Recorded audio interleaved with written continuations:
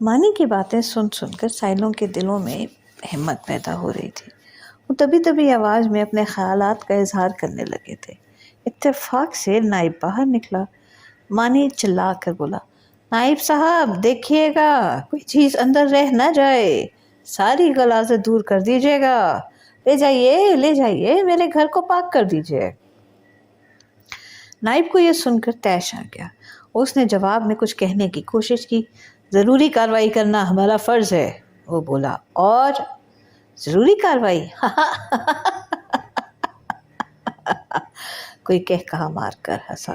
ضروری کارروائی، ہاں ضروری کارروائی کیجیے ضروری کارروائی کیجیے، ادھر سے آواز آئی۔ ضروری کارروائی بہت ضروری ہے، کوئی بولا۔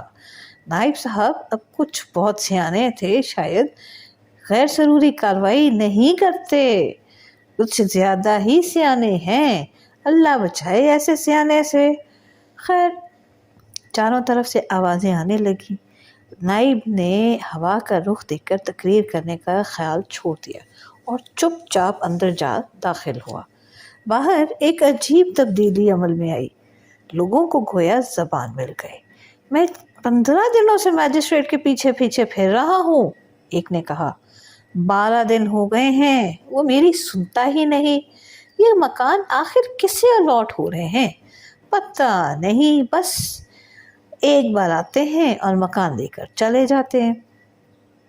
شام پڑ چکی تھی، سڑکوں پر بتیاں روشن ہو گئی تھیں۔ عین اس وقت ایک کارندہ باہر نکلا اور چلا کر بولا، جاؤ، ارے کوئی جاؤ، جا کر لالٹین لاؤ۔ لالٹین؟ میں نے دہرایا، وہ کس لیے؟ 4 ایک آدمی دوڑے گئے۔ لالٹین کیوں بھائی؟ مانی نے ایک دوڑتے ہوئے کارندے سے پوچھا۔ وہ اس مکان میں بجلی نہیں ہے نا، وہ بولے، اور میرا دل بیٹھ گیا۔ پھر دیر تک لالٹین ادھر ادھر اچھلتی کودتی رہی۔ بالآخر میجسٹریٹ باہر نکلا۔ الاٹھی حاضر ہو جائے، نائب نے آواز لگائی۔ میں اور مانی دونوں میجسٹریٹ کے سامنے جا کھڑے ہوئے اور لالٹین کی روشنی میں فارم بھرنے لگے۔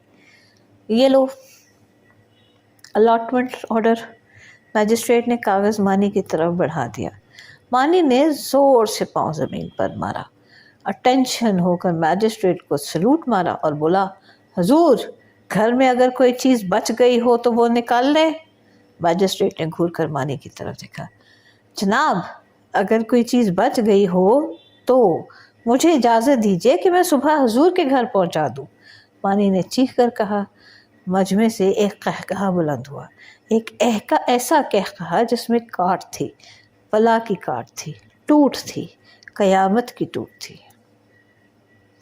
اور یوں ہمیں گھر الاٹ ہوا۔